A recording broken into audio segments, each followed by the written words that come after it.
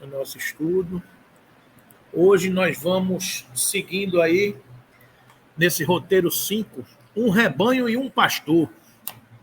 Vamos encerrando esse roteiro desse primeiro módulo do livro 3, aprendendo com as profecias, né? Aqueles textos que são pinçados do Evangelho, que revelam um pouco predições, profecias, sinalizações do porvir, né? Então, a gente, a semana passada, estudou os sinais dos tempos e hoje a gente vai estudar aqui um rebanho e um pastor, para a gente explicar essa sentença do Cristo, né?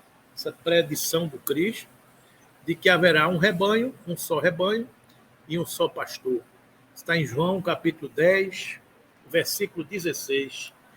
Identificar as condições para o cumprimento dessa profecia e destacar a contribuição do Espiritismo no contexto dessa previsão, né? O nosso papel enquanto doutrina espírita, enquanto revelação trazida para a humanidade, cumprindo um papel no contexto da evangelização da humanidade terrestre, né? Então, evangelizar, como já foi bem dito outrora, é educar com Cristo.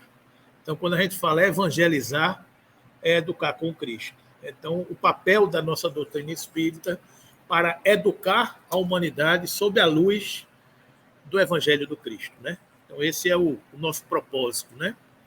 As principais ideias desse estudo, desse capítulo. Isso aqui está pinçado da Gênese, que a gente vai ler esse capítulo todo, esse item todo, do capítulo 17 da Gênese. Esse está aqui pinçado dizendo o seguinte: com a profecia de que na terra haverá um rebanho e um pastor, Jesus claramente anuncia que os homens um dia se unirão por uma crença única.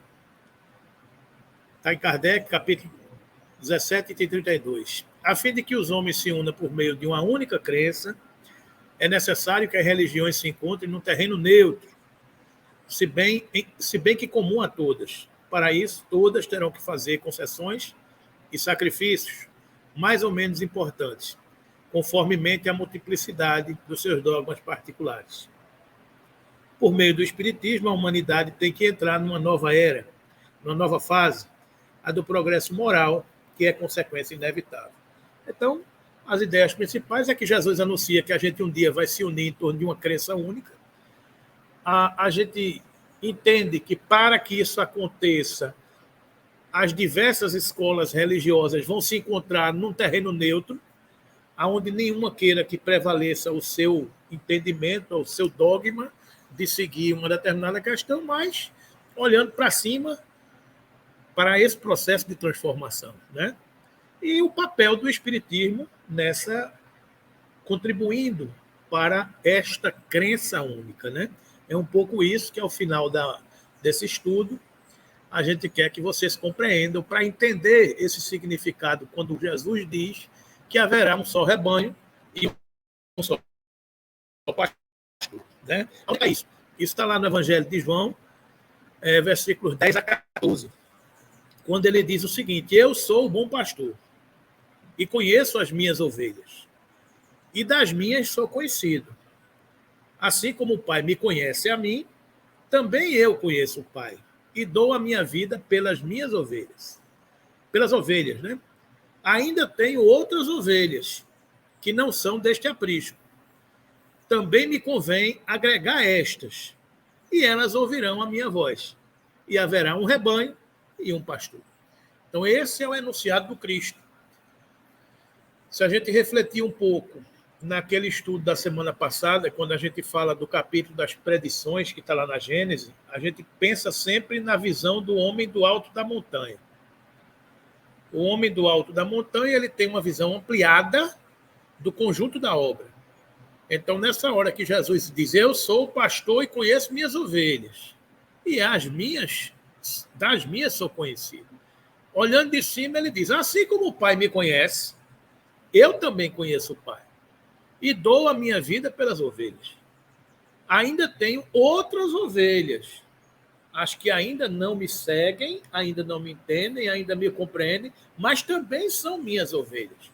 apenas elas não estão neste aprisco, nesse espaço, nesse curral, nesse terreno, né? Mas também me convém agregar a estas. E elas também ouvirão a minha voz. Porque haverá um só rebanho e haverá um só pastor. Então, ele olhando de cima diz, eu estou vendo vocês que já conseguem conversar comigo e me entender. Mas eu também estou vendo outras ovelhas que ainda não me veem, ainda não me compreendem e ainda não me seguem, mas ouvirão, entenderão e dialogarão e seguirão, porque haverá um só rebanho e um só pastor. Então, essa a compreensão de quem está de cima do monte, revelando o porvir. É um pouco isso que a gente vai estudar, né? Uma interpretação desse texto, eu sou o bom pastor e conhecendo as minhas ovelhas e das minhas sou conhecidos, está lá em Estudo e Vida, Valdo Vieira, pelos Espíritos Emmanuel e André Luiz, quando ele diz, compadecendo-se de nossa ignorância, a divina providência deliberou enviar alguém que nos instruísse nos caminhos da elevação. E Jesus, o sublime governador do planeta terrestre, veio em pessoa explicar-nos que Deus não nos pede nem adulações e nem pompas, nem vítimas e nem holocaustos, e sim um coração inflamado de fraternidade a serviço do bem, para que a terra se abra, enfim, a glória e a felicidade do seu rei. Ou seja, compadecido da nossa condição ainda de inferioridade, a divina providência, Deus, os mecanismos das leis divinas, deliberou enviar alguém. Quem foi esse alguém? Para nos instruir nos caminhos de elevação, foi Jesus. E ele veio, ele próprio, para deflagrar, para usar uma terminologia que a gente conhece do atletismo, né? Da atleta doutora Rita ali, doutora Gabi, também maratonistas, né? As duas aí, né? Então, o sprint. Então, Jesus vem no sprint final, há 2000 anos atrás, passados algum período onde a gente estava dando voltas em torno da evangelização, Jesus vem no sprint final anunciar o seu evangelho.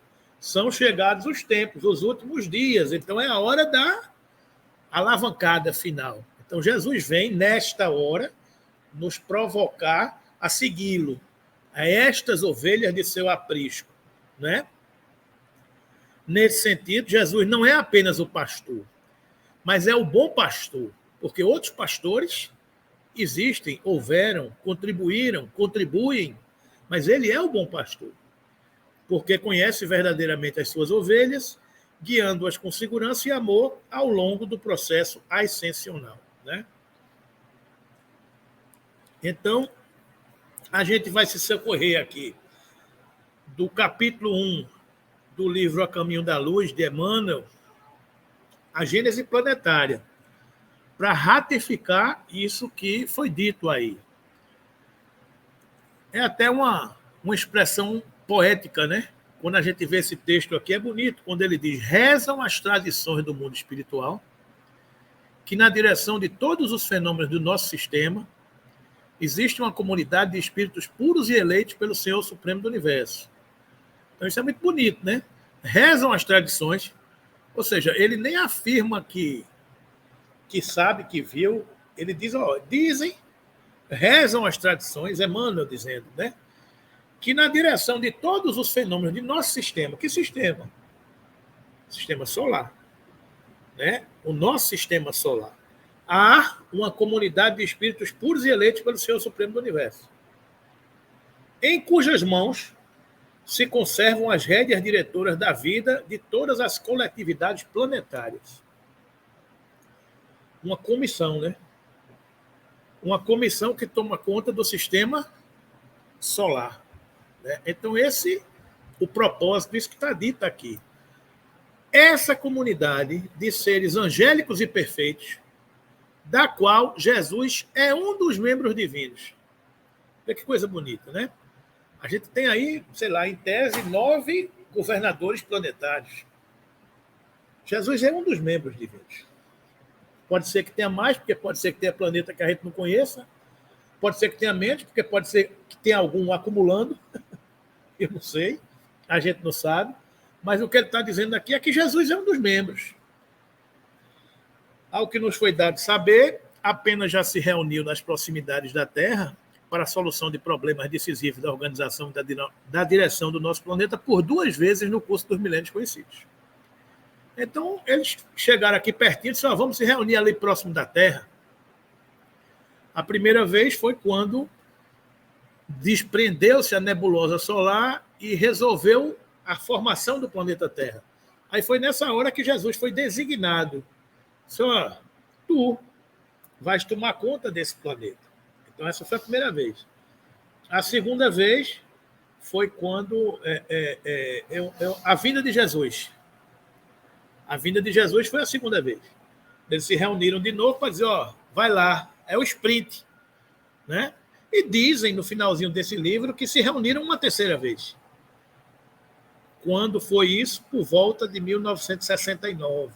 Daí vem aquela história do 2019, porque começa a fofoca dizendo que quando o homem descobriu a fisão ou fusão nuclear, a capacidade de explodir o mundo e desequilibrar o planeta, esses espíritos eleitos pelo Senhor Supremo do Universo, essa comunidade, esse planetinha aqui, que é um dos mais atrasados do sistema, está brincando com fogo. Então, se eles apertarem um botão errado, isso pode desequilibrar o sistema. Né? Então, dizem que eles se reuniram para dizer, vamos dar 50 anos para essa turma ver o que vai fazer com isso. Se nesses 50 anos eles não fizerem nada, tudo bem, a gente toma as providências de evolução como está previsto. Se não, a gente vê o que é que faz. É o que diz, mais ou menos, no final, essa história. Não diz com todos esses detalhes. Isso aí eu estou trazendo daquele outro livro, A Data Limite. É um pouco a explicação dessa história de 2019. Né? Mas é esse contexto.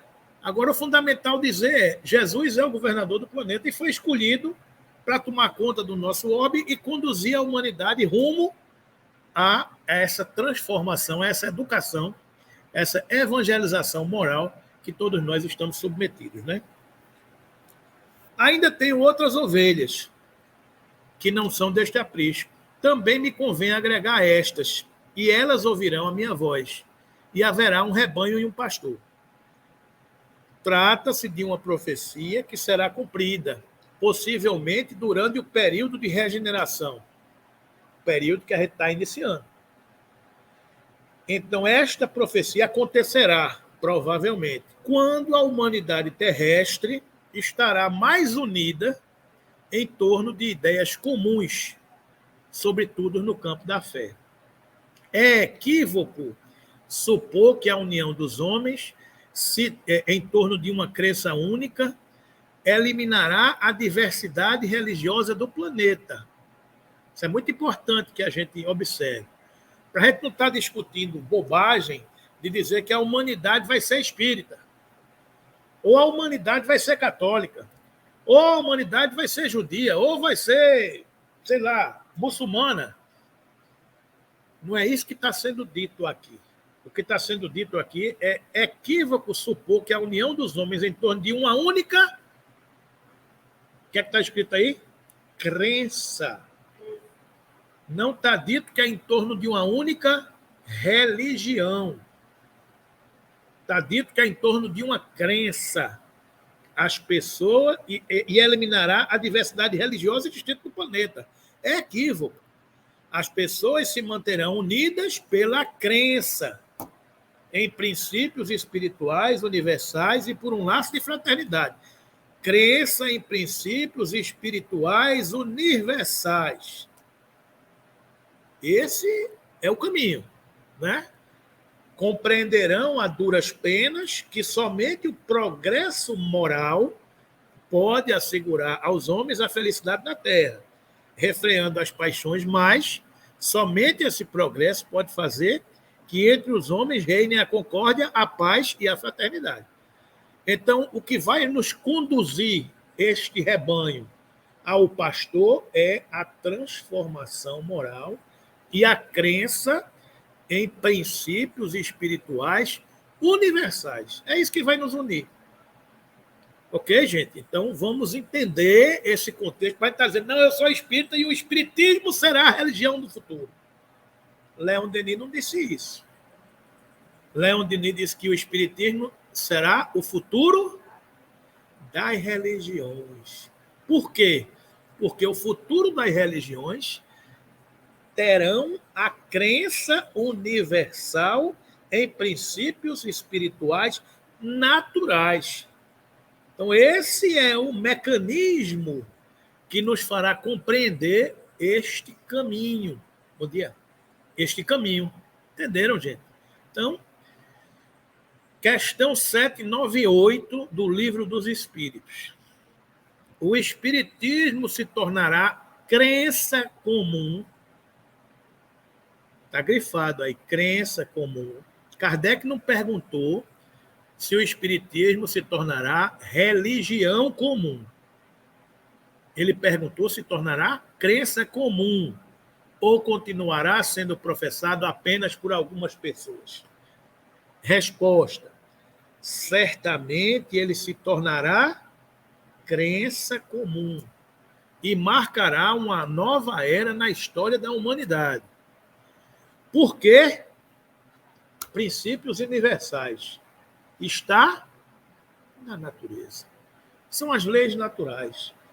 Então, esse é o princípio. Existência de Deus, existência, imortalidade, sobrevivência do espírito, pluralidade das existências, pluralidade dos mundos habitados, comunicabilidade dos espíritos, transformação moral.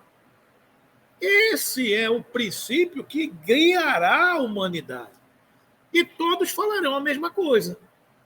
Estejam aonde estiverem. Isso unirá a todos, né? E chegou o tempo em que ocupará lugar entre os conhecimentos humanos.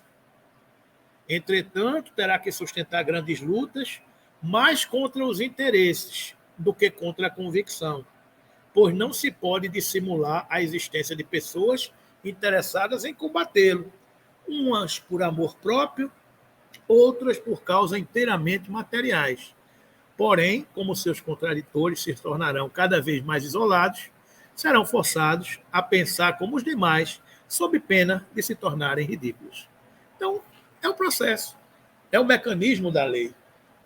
Existem alguns interesses localizados, materiais, e existem outros interesses de convicções, raízes que foram consolidadas no ser de muitas pessoas. Então, ao longo desse processo, é natural que a gente se debata com esses princípios. Estão entendendo, gente? Essa é a contribuição da doutrina espírita, nos apresentar leis naturais, de uma forma natural. Tudo é natural. Deixa de haver o miraculoso, o fantástico, o místico, o sobrenatural. Porque quando a gente conhece, quando uma lei se revela, tudo se torna lei natural. Ok, gente? As ideias, comentário de Kardec, né? As ideias só se transformam com o tempo e nunca subitamente.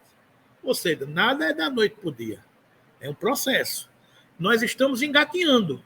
Nós estamos começando a entender, começando a ter dúvida. Nós, que já estamos estudando a doutrina espírita faz algum tempinho, não é isso?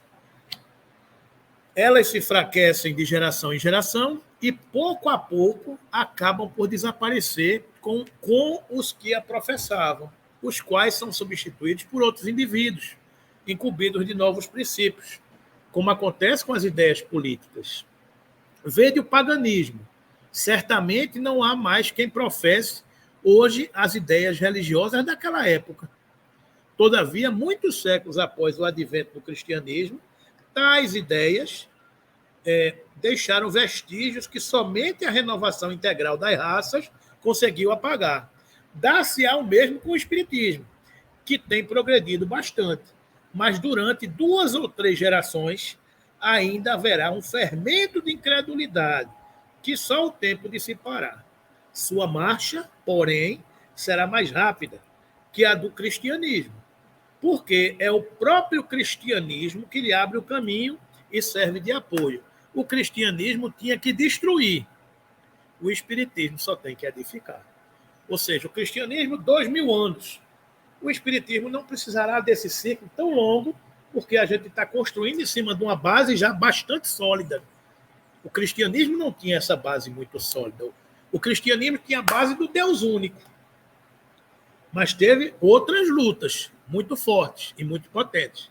Estão entendendo, gente? Então, esse é o caminho que a gente vai consolidando para poder erguer a casa moral do Evangelho do Cristo. Certo?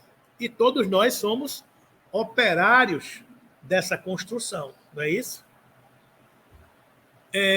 Os livros sagrados das religiões e as características culturais de cada movimento religioso serão mantidos, pois representam o patrimônio cultural da humanidade.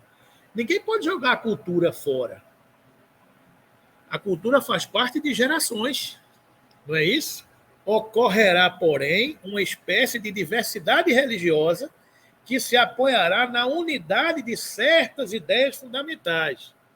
Um rebanho e um pastor representa a idade de maturidade espiritual da humanidade. Indica o surgimento de uma geração nova, solidária e fraterna, que caminhará unida em busca da felicidade espiritual. A gente não vai discutir mais pormenores. A gente vai convergir na essência. Esse é o ponto. A crença comum é que vai nos unir. A gente não vai estar discutindo, não é ressuscitar, não, é reencarnar. E eu vou estar discutindo isso agora. Não vou discutir isso. A gente já entendeu o que é o amor, então vamos convergir nisso. A gente converge em 70% a 80% dos princípios nos movimentos religiosos. Então vamos focar nos 70%, 80%. A diversidade de 10%, 20%, a gente discute depois. Porque com o tempo ela vai se diluindo. Não adianta a gente se pegar o espírito da letra, que é de origem humana, né? Não adianta a gente se pegar nesse espírito da letra. A gente tem que se pegar na essência, na crença comum, universal. Esse é o ponto, ok?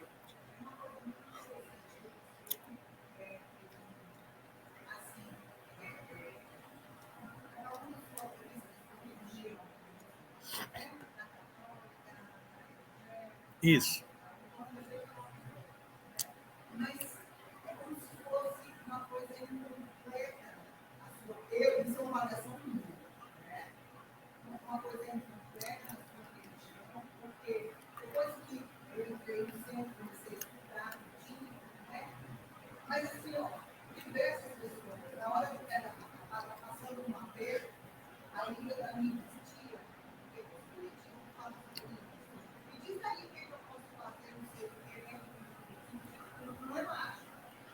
Porque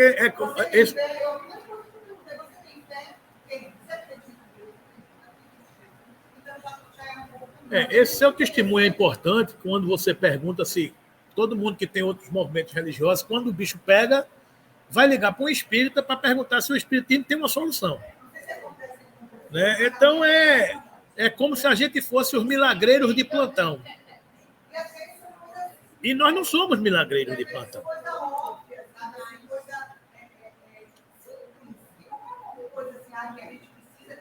A questão fundamental, Rita, e é oportuna essa sua colocação, porque a doutrina espírita vem a ser o consolador prometido pelo Cristo. Então, muitas vezes, o espírito é aquele que consola. Ele consola não é porque ele é bonzinho, não é apenas porque ele faz a caridade, é porque ele já domina uma crença comum. Ele já é capaz de compreender a crença comum. Então, alguém que chora o desencarne de um ente querido, como minha amiga Natália, ela tem condições de, no velório, chegar para aquelas pessoas e dizer: meus irmãos, são ciclos da alma humana, onde a gente entra e sai do corpo sem nunca ter saído da vida. Isso é o princípio da reencarnação, onde o corpo é uma vestimenta necessária para expurgar as dores da alma, para reencontrar almas que caminham juntas durante um período de tempo circunscrito no espaço. Mas é uma experiência da alma humana. A doutrina espírita nos apresenta esse princípio de uma forma muito clara, porque consola a gente ter a ideia e a certeza de que não há morte. Isso é fundamental. É a tranquilidade de entender que a doença do corpo, muitas vezes, é uma necessidade daquela alma que expurga um passado que ontem mesmo ela se equivocou. A gente começa a compreender de que não há injustiça no reino de Deus. A gente começa a compreender que ninguém nasce com uma carga maior do que pode carregar. A gente começa a compreender que o mundo é muito mais do que pode enxergar a nossa visão. Como a gente estudou a semana passada, a mensagem do Espírito de Aragô, que a gente vive ciclos que a gente não tem a menor noção que faz parte deles, mas que fazem parte das leis naturais. Então, todos esses princípios, Rita, que a gente está falando aqui, são princípios que nos levam a uma crença comum. E esta crença comum é que unirá o rebanho, porque todo mundo compreenderá a crença comum. Então, os católicos, os protestantes, os judeus, os budistas, os muçulmanos, todas as escolas religiosas e filosóficas da humanidade compreenderão a crença comum. Sabe por que eles compreenderão a crença comum? Porque a crença comum está na natureza. São as leis de Deus que, reveladas, unificam o pensamento da humanidade. É simples assim. Mas nós já temos o privilégio de ter estudado isso. Então a gente tem que sair semeando a boa semente. É por isso que o telefone vai tocar e o papel do espírita nesses tempos de transição é exatamente consolar, explicar, esclarecer, para que a humanidade entenda, desperte para uma realidade. É por isso que a gente diz, o espírita não leva ninguém da religião que ele está. Está errado o espírita que diz, olha, deixe a sua religião e venha para cá. Não. Não. A gente não está em busca de encher a casa espírita de profitentes de outras religiões. A gente está em busca de encher corações de consolo, de esperança, de solidariedade, de fé, de caminhos a seguir. Esse é o nosso propósito. Isso é o nosso propósito. Então, é isso aí.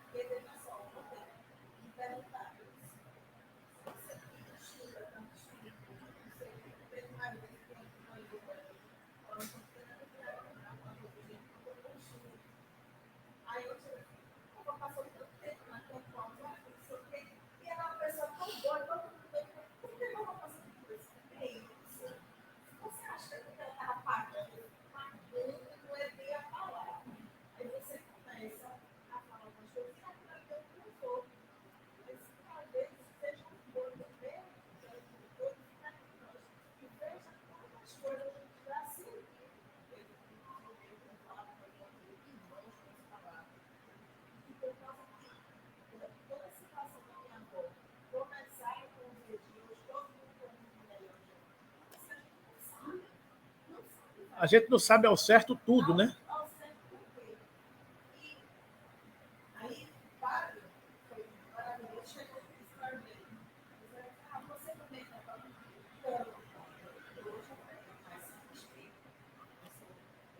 Cristã.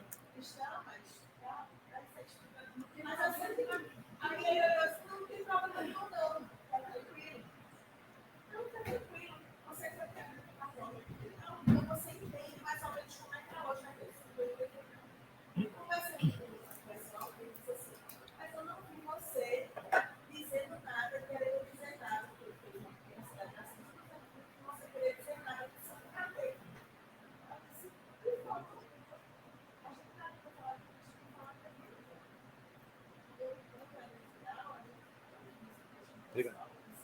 Obrigado.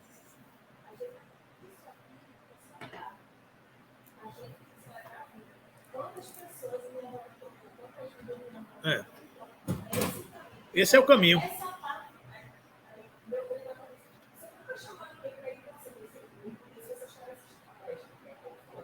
É.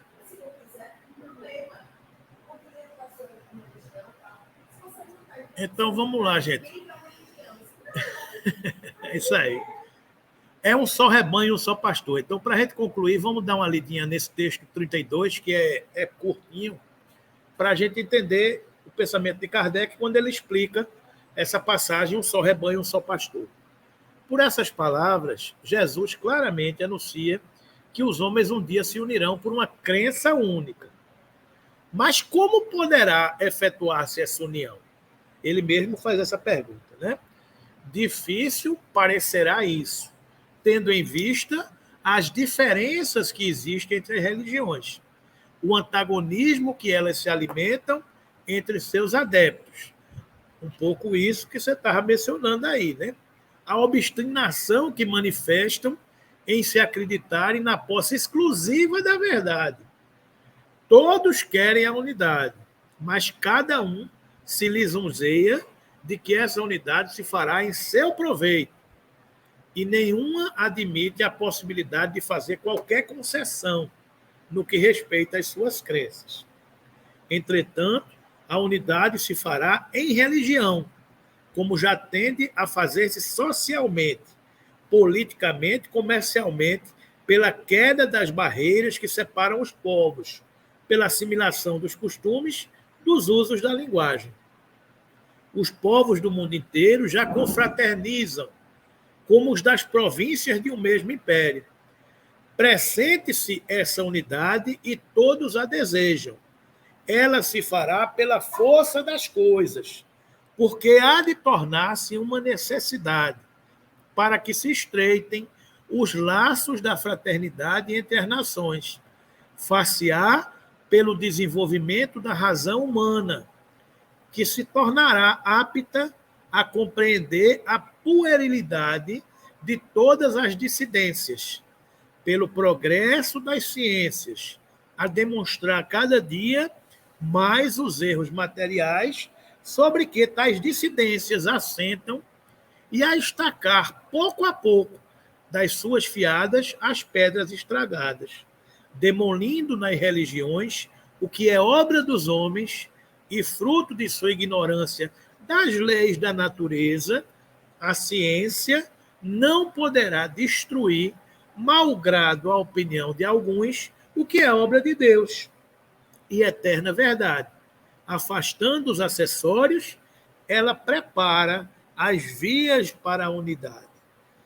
A fim de chegarem a esta unidade, as religiões terão que encontrar-se num terreno neutro, se bem que comum a todas. Para isso, todas terão que fazer concessões e sacrifícios mais ou menos importantes, conformemente à multiplicidade de seus dogmas particulares. Mas em virtude do processo de imutabilidade que todas professam, a iniciativa das concessões não poderá partir do campo oficial, em lugar de se tomarem no alto o ponto de partida, tomá-lo-ão embaixo, por iniciativa do rebanho individual. Desde algum tempo, um movimento se vem operando de descentralização, tendente a adquirir irresistível força. O princípio da imutabilidade, que as religiões hão sempre considerado uma égide conservadora, tornar-se-á elemento de destruição, dado que, imobilizando-se, ao passo que a sociedade caminha para a frente, os cultos serão ultrapassados e depois absorvidos pela corrente das ideias de progressão. A imobilidade, em vez de ser uma força, tornar-se-á uma causa de fraqueza e de ruína para quem não acompanha o movimento geral. Ela quebra a unidade, porque os que querem avançar se separam do que se obstinam em permanecer parados. Os movimentos religiosos que se fecham em torno de ideias antigas, preconcebidas, engessadas, elas vão parar, porque a humanidade avança com as ciências, com os costumes, com os valores, e as pessoas buscam esse movimento, esse entendimento das leis naturais. Então, esses movimentos que congelaram com o tempo tendem a acabar por si só, porque as pessoas vão caminhar para outros lados. Então, é isso que está sendo dito aqui por Kardec, né? No estado atual, esse estado atual é 150 anos atrás, né? Da opinião e dos conhecimentos, a religião que terá de congregar um dia todos os homens sob o mesmo estandarte, vejam as definições, será a que melhor satisfaça a razão e as legítimas aspirações do coração e do espírito, que não seja em nenhum ponto desmentida pela ciência positiva, que em vez de se imobilizar, acompanhe a humanidade em sua marcha progressiva, sem nunca deixar que a ultrapassem, que não for nem exclusivista, nem tolerante, que for a emancipadora da inteligência, com não admitir senão a fé racional, aquela cujo código de moral seja o mais puro, o mais lógico, o mais de harmonia com as necessidades sociais, o mais apropriado, enfim, a fundar na terra o reinado do bem pela prática da caridade e da fraternidade universal. O que alimenta o antagonismo entre as religiões é a ideia generalizada por todas elas de que cada um tem o seu Deus particular e a pretensão de que este é o único, verdadeiro e o mais poderoso, em luta constante com os deuses dos outros cultos, ocupado em lhes combater a influência. Quando eles se houverem convencido de que só existe um Deus, um só pastor no universo, é um Deus e um pastor. O pastor é quem conduz para Deus. Só existe um Deus. E que, em definitiva, ele é o mesmo. Elas adoram sob os nomes de Jeová, Alá ou Deus. Quando se puserem de acordo sobre os atributos essenciais da divindade, compreenderão que, sendo um único, o ser, uma única, tem que ser a vontade suprema. Estender-se as mãos umas às outras, como os servidores de um mesmo mestre e os filhos de um mesmo pai. E assim, grande passo terão dado para a humanidade. Então, gente, eis a síntese do pensamento de Kardec nesse capítulo, um só pastor, um só rebanho, um só pastor, aqui na Gênesis item 32. Então, ele sintetiza essa expressão evangélica para nos mostrar a lógica do pensamento divino, não é? E o papel que o Espiritismo tem, porque quando diz aqui Helena Blavatsky, que é uma filósofa contemporânea, a gente estudou isso aqui no EAD, capítulo 1, lá no livro 1, quando ele diz que todas as religiões são galhos de uma mesma árvore. Né? Então, você tem aí uma árvore do amor, cristianismo, budismo, hinduísmo, religião, sabedoria. Então, é todo mundo galho de uma mesma árvore. Né? Ou quando diz... fotografou... Ou quando diz Emmanuel, a religião é o sentimento divino que prende o homem ao Criador. As religiões são organizações dos homens, falíveis e imperfeitas como eles próprios, dignas de todo acatamento pelo sopro de inspiração superior que as faz surgir. São todas como gotas de orvalho celeste, misturadas com os elementos da terra em que caíram. Forri, os compiladores dos Vedas, Confúcio, Hermes, Pitágoras, Gautama, o Siddhartha Gautama, o Buda, os seguidores dos mestres da antiguidade, foram todos mensageiros da sabedoria, missionários, no seu tempo, na sua hora, com seu rebanho. Todos foram mensageiros daquele que era o verbo do princípio, o pastor, o bom pastor. Emissários de sua doutrina de amor, cada um deles foi portador de uma expressão do amai-vos uns aos outros, como eu vos amei. E nas palavras de outro missionário, um avatar indiano, Satya Sai Baba, quando ele, inspirado, diz o seguinte: existe somente uma religião, a religião do amor. Existe somente uma linguagem, a linguagem do coração. Existe somente uma casta, a casta da humanidade. Existe somente um Deus, ele é onipresente. Todas as religiões são facetas da mesma verdade. Todas as escrituras são sagradas. Todos os locais de devoção são sagrados. Todas as religiões estão procurando o único e mesmo Deus, embora elas o chamem por diferentes nomes. Então, um só rebanho é a humanidade, um só pastor é o nosso Senhor Jesus, que inspira e orienta todos esses missionários que vieram antes, depois e com ele, para evangelizar a humanidade. Então, a religião do futuro, na inspiração de, mais uma vez, Leon Denis, é aquela que tem como templo o universo, como altar a consciência, como imagem Deus, como lei a caridade e como religião o amor. Então, esse é o princípio que a gente persegue, que a gente caminha e que a gente, se Deus quiser, vai chegar na face da terra com todas as ovelhas reunidas no mesmo aprisco, né? Então, que Jesus nos abençoe, que a gente possa ter compreendido essa lição de hoje, de um só rebanho, um só pastor, entendendo que o Cristo persevera para que toda a humanidade compreenda a sua mensagem de esperança, de paz, solidariedade e amor. E a doutrina espírita é esse caminho que vai continuar tocando o telefone de vocês quando as pessoas estiverem em busca de consolo, de esperança, de esclarecimento, porque nós já temos o privilégio de sermos os trabalhadores da última hora, aqueles que já começam a entender um novo amanhecer, uma nova alvorada sintonizada com as leis da natureza. Isso não é porque a gente é melhor do que ninguém, não. Pelo contrário, nós somos mais devedores, porque a gente não compreendeu no passado. A gente apenas está tendo a oportunidade de resgatar tudo isso e caminhar junto com Cristo, trabalhando na sua seara.